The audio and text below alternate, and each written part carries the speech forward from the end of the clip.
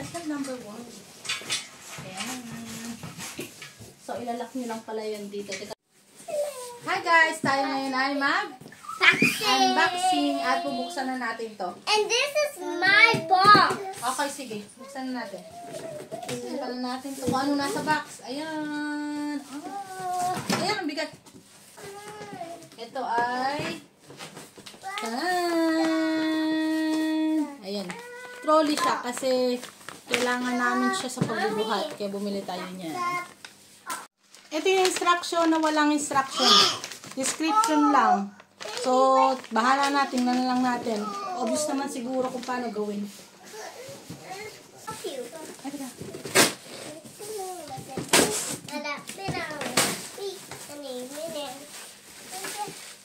Ang bigat nito, be. Parang siya pa lang, mabigat na. Ano ba yan? Mommy, I see the red! Okay. Oh, ang bigat. Oh! Wow! Mommy, I know what this is! Alin! Himbi? Apa ko na with himbi? Oh, yeah. Oh, yes. Okay. 1. Ang gamit, pabigat na. So, good luck. Now this is my house! Oh, doon na yung house mo. My house! So, kabit na natin itong bigat, be. Ay. Okay. So, alisin lang natin to. How do you close? Okay. We're out of it. Tapos, ganyan siya, di ba? So, ilalagay lang natin itong ito.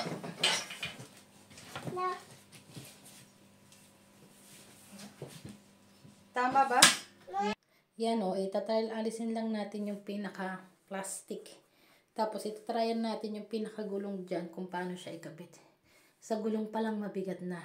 So yung binili namin is parang trolley siya na pwede sa hagdanan. Kaya 3 yung gulong. So try lang natin siya kung paano ba yung gagawin. So, ito yung pinaka-gulong niya. Para pag-akit ng hagdanan. Mga sira-sira na siya. So, may nakakabit sa kanyang ring, hindi ko alam kung anong gagawin dito. So, ganito ba siya? Ayan. Hindi ko alam anong gagawin. Anong gagawin dito? No. Ah! Ito pala. Pinakalock niya pala to. Okay, tama. Dito. Ayan. Tapos, lagay natin.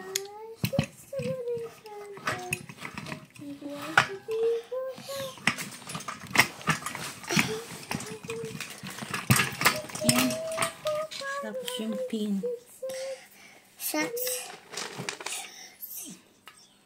So, hindi ko siya alam kung paano ilagay, kung patusok ba or something, pero na-figure it out naman natin kung paano ang tamang paglalagay ng pinaka-pin. Yan lang yung pinaka-lock ng gulong. Could you imagine? Simple pin lang. Yung kulay. Teka, yung kamay mo. Oops! Ayan, nakalock na siya. Ayan, ready na ang ating trolley at excited ko na itong itry. Kasi magagamit natin ito sa susunod na mga araw sa pagbubuhat ng mabibigat na bagay. So, habang ginagawa natin ito, napansin ko na meron siyang bend sa may pinakagulong. So, reject ba tawag dyan? Anyway, siguro hindi naman makaka-apekto at magiging, useful naman tong pinaka-trolley natin. Ang isa rin na hindi ko nagustuhan yung amoy, masyadong matapang sa ilong yung pinakapintura niya. Medyo yung toxic na ganun yung amoy. Other than that, okay na. Try natin kung mag-work ba yung 3 gulong sa hagdanan. Medyo loud siya dahil kahoy yung hagdanan namin. Pero, yeah, nag-work siya perfectly. Fit na fit yung pinakagulong sa aming hagdanan. So, hindi ako naglagay ng kung ano man dyan. Pero, feeling ko kaya kong magbuhat gamit yan. At hindi nasasakit yung likod ko sa pagbubuhat ng malaki. Kasi medyo nakakatulong siya sa posture ng pagbubuhat. Yan, push mo lang siya pata. So, practice, papataas, medyo loud kasi kahoy yung hagdanan namin. Other than that, happy naman ako dun sa ating new equipment or tools para sa bahay. So, ayan. Pwede na tayo maging kargadora at pwede na rin po yung i-wrench. So, ayan. Dito na lang nagtatapos ang ating vlog. Kung nagustuhan nyo at nang natapos itong atin, comment down below kung gusto nyo din itong mabili. Bye, guys!